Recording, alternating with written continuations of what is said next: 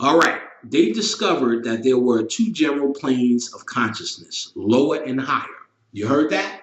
There are the hermeticists or occultists or alchemists, those that seek truth, have discovered that there were two general planes of consciousness, lower and higher, the understanding of which fact enabled them to rise to a higher plane, thus escape the rhythmatic pendulum, which manifests on a lower plane.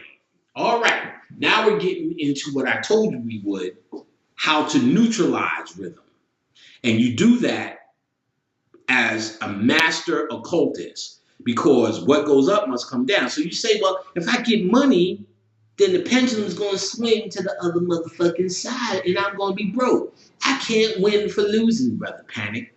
But the neutralization process, because this is mental, I'm going to tell you the easiest thing first before we go on. You ever notice one of the filthy rich motherfuckers who get on a talk show and Oprah is talking to him or whoever, Phil Donahue, go, well, how did you do it, brother? How do you do it? Why did you? He said, well, basically, I like what I do. I'm a bicycle king or I'm a skateboard king, but I love skateboard. You still see me down at Jones Beach or at the California Strip, whatever, skateboarding. No matter how much money I got, I'm all about skateboarding. Or even a bit, now that we said skateboard, when you watch the white boy Rob Darrowdeck, he's a white boy on MTV. He had the show Big and Rob. Fact, now he has ridiculousness, which is fucking ridiculousness.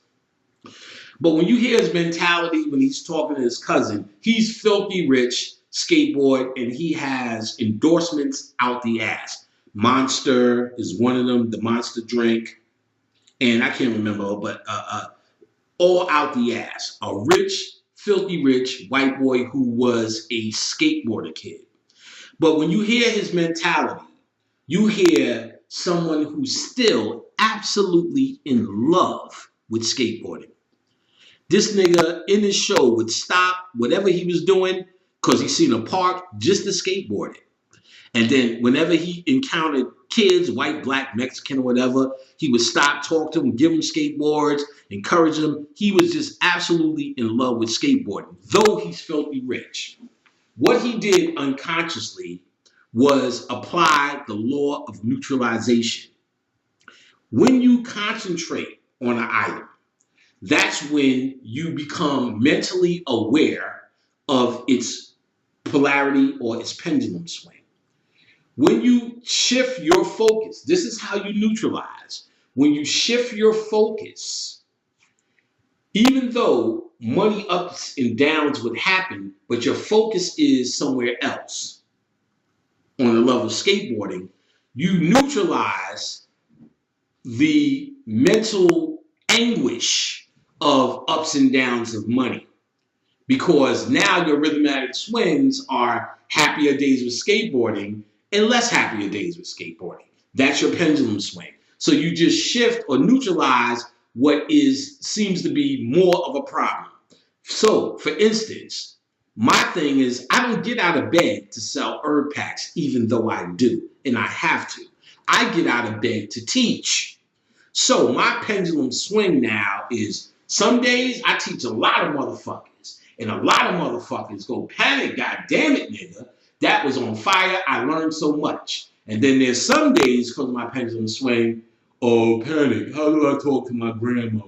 Hold tip, Panic, hold tip, brother. We need to do it again and set up a foundation for Trayvon Martin. So my mental anguish is some days I teach niggas, some days I don't. But even though there is, because we cannot stop or annul the law of rhythm, more days where I'm selling more herb packs and selling less herb packs, I neutralize I neutralize it because it is not at the top of my list or my agenda for who I am. Who I am, I didn't come to Earth to sell herb packs. I came to Earth to teach. Herb packs are a side effect. So even though money goes up and down, I divorce myself or I neutralize the emotional anguish of, oh shit, they're gonna turn this shit off. Oh shit, we gonna be broke. Oh shit, we may be home. Oh shit, oh shit, oh shit. All the oh shits that people email me, panic. Oh shit, panic. Oh shit, oh shit, oh shit. My kids, oh shit, my vagina. Oh shit, my testicles ain't oh shit. All those oh shits is because you keep these at the forefront of your mind. Therefore, there's some days you got better vagina moments, and other days not so much. You know, a little bit sour, a little bit tart, and there's a little discharge that don't look like it's right and it's not clear. So you keep wiping from fucking back to front, not front to back. Therefore, you need to swing that pendulum to the other side and do a front to back wipe of the vagina. Therefore, that fluid, that discharge, won't have a cheesy substance floating about it. You understand what I'm saying here? Because their problems are at the forefront of their mind, that's why you go through so many what they call ups and downs, good times and bad times. So what you put at the forefront of your mind needs to be a form of absolute love. Look, I love this. I love it. So that's the concept of unconditional love. See, I love to teach unconditionally. So whether you learn or not becomes the pendulum swing. I'm going to be fine. You get what I'm saying? I neutralize me going through, maybe I'm teaching good or maybe I'm teaching bad. That's not even in my motherfucking mind.